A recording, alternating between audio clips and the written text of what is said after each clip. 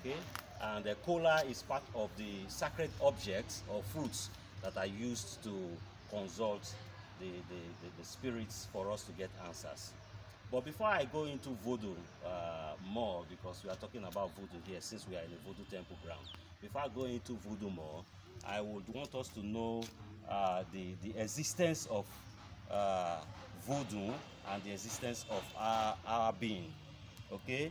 As it was transmitted to us by our ancestors in the beginning of the world. You know, we have so many religions today, but voodoo can be considered as one of the oldest and first religion in the world, because even from the Western world, there are laboratories and there are findings, scientific findings. We find out that one of the oldest bones found by them is from Africa, and Africa has been existing with a law and culture which is bounded by voodoo. Some people also think that voodoo is witchcraft, or it is evil, or it is bad. But actually, if you come to know about voodoo, it has nothing to do with evil or bad, because the culture of voodoo tells us how to respect our neighbors and be kind to others. Okay, like if I want to say something now, or some days ago, 10th of this month, I think some days ago, it was a voodoo festival, public holiday in Republic of Benin. Okay, all the different sorts of voodoos come out. Mami, Sakpata, Tomonsu, China, all the voodoos will come outside. Okay, and while this was going on, a little child who is an adept, who is a worshipper of voodoo, an adept, a fervent worshipper, was arguing with his elder, and he kind of uttered some insultive, like a curse, to the elder. And some other adepts now called him, "Hey, you little boy, why are you saying something impolite to this old man?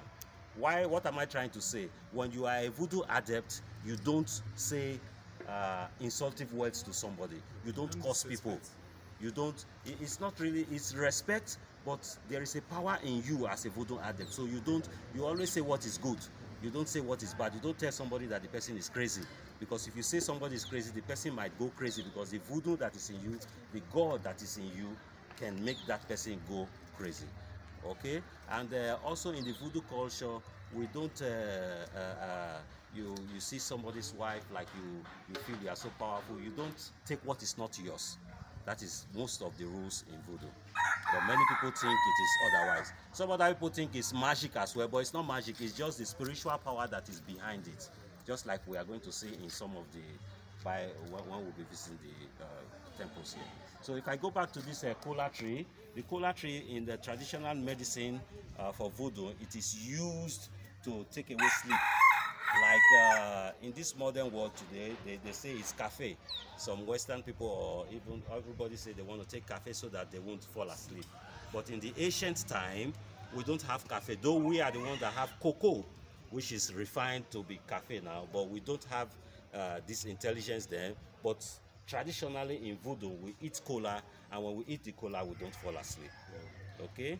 And in marriages in the ancient time, now they will say you have a ring to bind you, a man and a woman. But in the ancient time, it is with this kola. Once the man and the woman says their vows, says their oath on the kola and pray on it, and in front of the priest, and they eat it, one kola together, they are already bounded.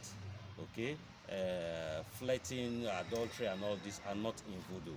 Because if a man does it, or if a woman does it, with the kola that you have eaten, it tells on the woman. Somehow you have to confess. There is a repercussion for that. So voodoo is a very sane culture. Now if we go back to the history of how voodoo came, in the beginning of the world, the earth and the sky were so close to themselves. The way they were close to themselves was like a calabash and its cover, a pot and its cover. So in this way, they now, there is love that generated among them. Okay, and this love now brought about children. The first children were the plants. When I say plants, I mean vegetables, flowers, trees, plants. And the life continued harmoniously until they now brought about their second children, which were the animals. the animal, when I say animals, cats, goats, lions, elephants, these were the animals. The world continued harmoniously like that until they brought out their third children, which were humans. Okay, and when they brought out humans now, not long after they gave birth to the humans now came with a rebellious character, trying to know where their father sky is. In the Bible, these were other religions that came after Voodoo. In the Bible or some other like Muslim or Hindu or all the rest, they will tell you that it's Tower of Babel. Some people were, but that is what is in Voodoo, which they extracted and created what they did there.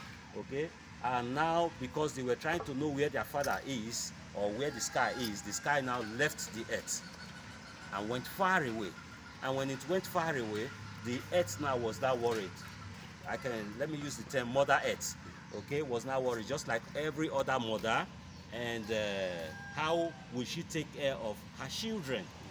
And the most precious children to Father Earth, Mother Earth and Sky was the plants, because these were their first children. And when they gave birth to these first children, they gave much of their force, their gifts, their powers embedded into these plants. That is why you see in Voodoo today, most of all, 90% of Voodoo is from leaves, trees, barks, and all the rest. And I can even say from our today Western world, most of our medicines are from trees and plants. So these are the forces which Mother Earth and the Sky placed in their first children. In Voodoo also, we have in Voodoo. Just look at him. I want to go. Also, no, stay. In Voodoo also. No, just look at him. Yes, in Voodoo also we have Voodoo materialisé et le Voodoo non materialisé. That means they have a materialized Voodoo, Voodoo like materialized. Visible and invisible